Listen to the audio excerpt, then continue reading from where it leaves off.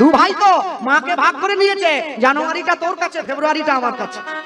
হ্যাঁ, আমার মাসটা তোর কাছে, এপ্রিলটা আমার কাছে। বড় ভাই একটু বেশি বুদ্ধি আর কি, ও ছুটে এসে বলছে তাহলে যে মাসটা 29 দিনে হবে সেই মাসটা মা কোথা খাবে? একদিন কম হচ্ছে তো।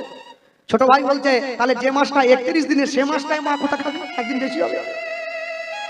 ছেলেরা এইটুকু বিচার করলো না, মা কি আমাদেরকে হিসেব করে নিজের স্তনদুগ্ধ দিয়েছিল যে আমার ছেলেটাকে কম দেবো একটু বেশি? না, একটা কলসির জল 7টা কলসিতে ধরে না, 7টা কলসির জল একটা কলসিতে ধরে যায়। একটা মায়ের গর্ভে 7টা ছেলে জন্মে যায়, মা কোনোদিনও বোঝা বলে মনে করে না। সেই মা যখন বয়স হয়ে যায় 7টা ছেলের কাছে বোঝা হয়ে যায়। মনে রাখবে, কোনোদিনের জন্য বাবা মায়ের মনে কষ্ট দিয়ে কোনোদিনও ঈশ্বরের নাম হয় না।